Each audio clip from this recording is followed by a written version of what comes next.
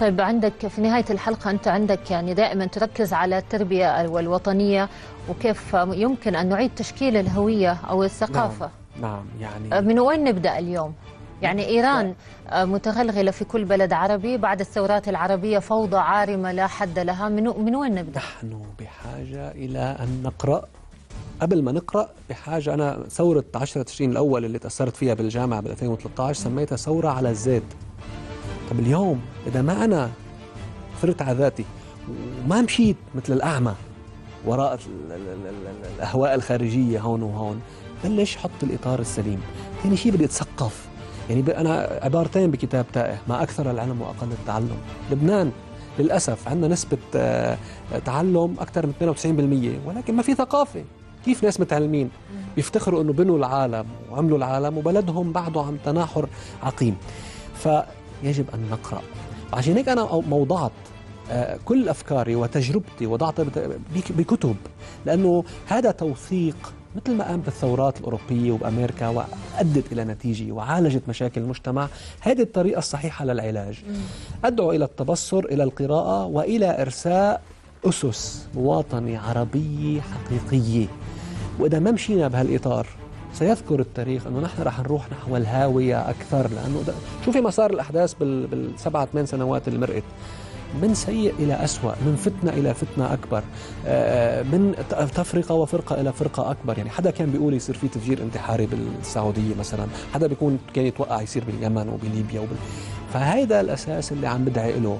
وبالآخر بقول تجربة حزب الله أو تجربتي هي تجربة كتبت عنها. أتمنى يطلع كثيرين سنة ولبنانية وغير لبنانية يكتبوا عن تجاربهم، تجرأوا. يعني اليوم فلنكسر جدار الخوف ونكتب لنلتقي بكل تجاربنا ونوضع الإطار الوطني الصحيح، لما يروح بعدين لا الشيعي ولا السني على تبعيات خارجية ويدوب بمجتمعه وبمواطنته.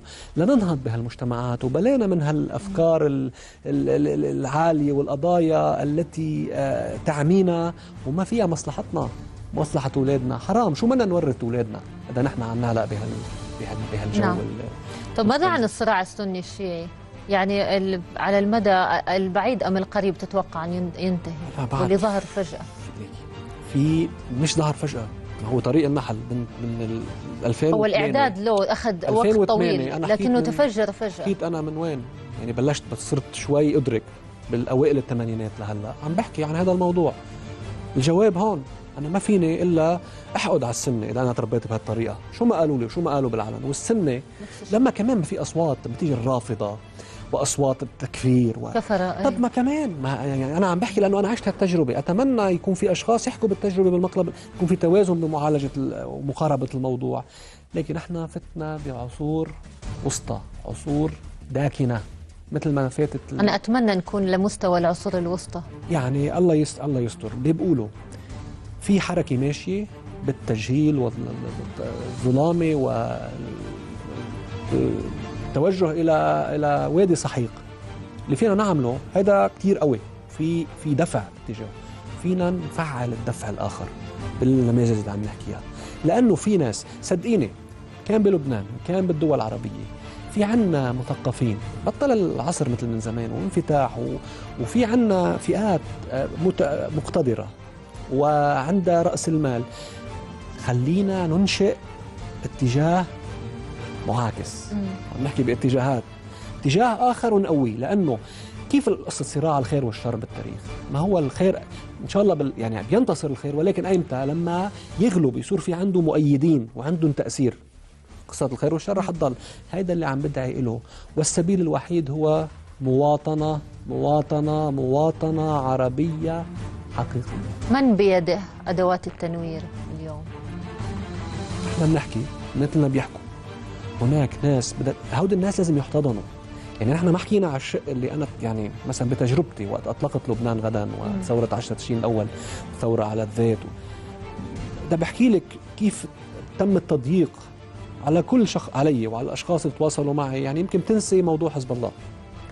ليه؟ لأنه موضوع ما بيخدم الأجندات السياسية المباشرة. ما هذا خطأ في التفكير، لأنه بمرق سنة 2 10 مواقف السياسية مش هتنتهي. ونحن ما بكون فكرت بشكل استراتيجي، ما بكون بنات. طب ما نحن ما نتاثر بالغرب على القليله وبالامريكان وبالمفهوم الايجابي. طب ما هو بدك تفكر لبعيد. يعني على طول نحن اعدائنا ومنجهش على اعدائنا، اعدائنا عم بيكونوا اذكى منا، عم يفكروا بشكل استراتيجي، عم يخلقوا لنا من جوات بيتنا.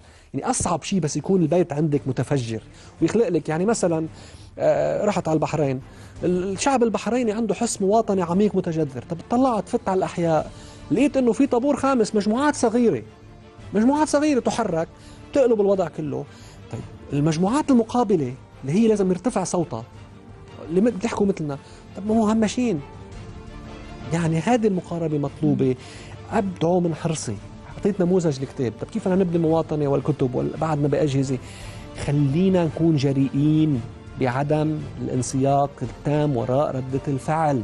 خلينا نأسس لفكر وطني جامع بأوطاننا العربية، وخلينا نحتضن الناس اللي عم يدعوا لمثل هيدي الدعوات، لأنه في رأس مال وفي قدرات هائلة عم تروح بغير مساراتها السليمة، مش كرمال حدا، كرمال الأجيال الجديدة، لنكون مخلصين لأولادنا.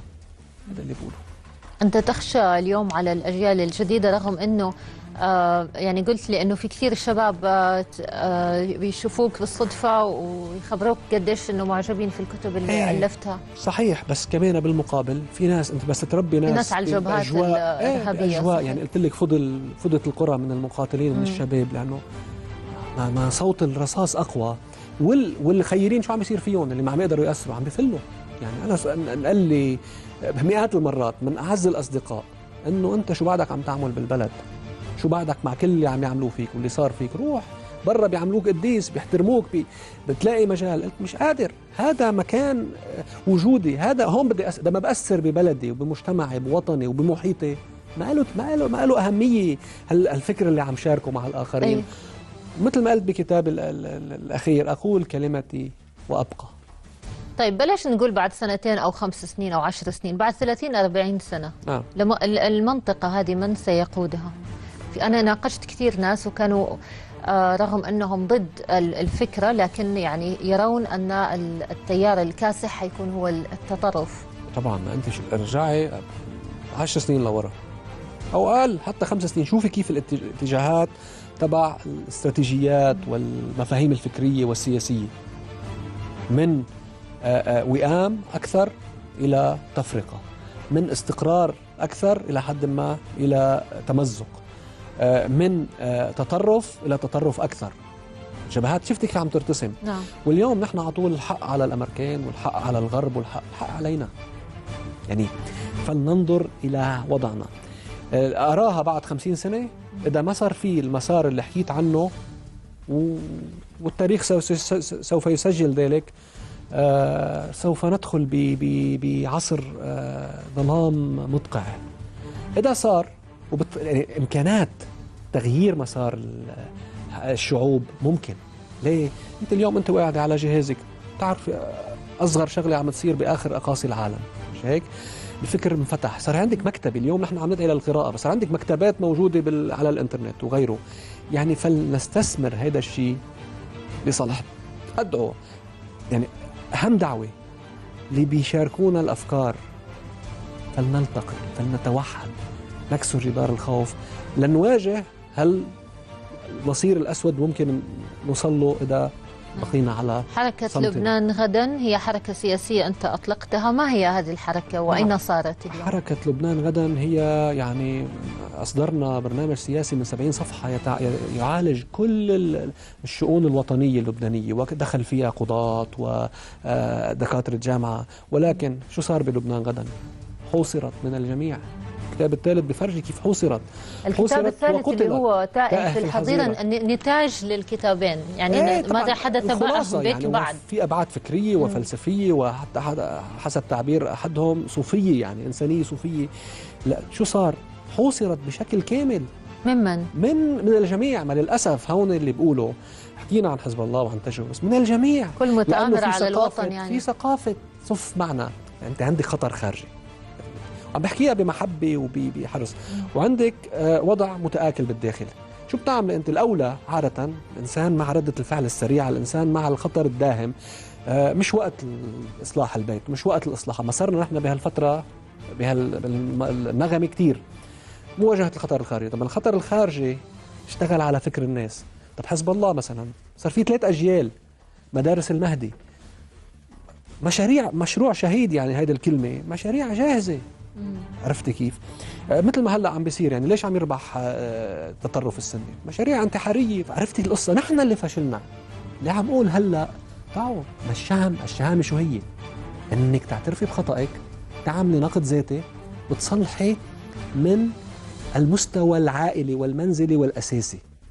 هيك اشتغلوا هن على القليلة، نشتغل نكون أذكياء. هيدا اللي بدعي له.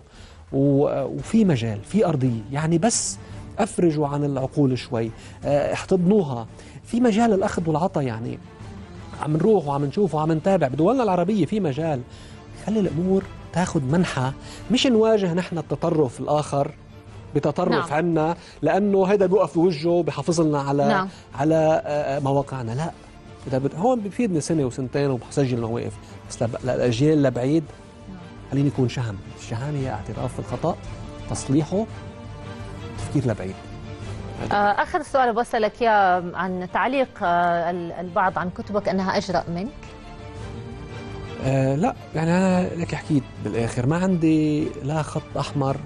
هي كلمتي بطريق النحل: عش حرا أو مت وأنت تحاول. وأنت كتبتها وضامن إنه كثيرين حيقرأوها، ولا إنه كنت جريء لأنه عارف إنه ما حيقرأوها؟ بطريق النحل بصراحة. ما هي هون لم يكن هناك من أي ذرة تفكير بالاحتراف وغيره. يعني قبل ما أصير أنا عندي وكيل أدبي بنيويورك وأكتب باللغة الإنجليزية، كتبت لأنه عم بعبر عن وجعي.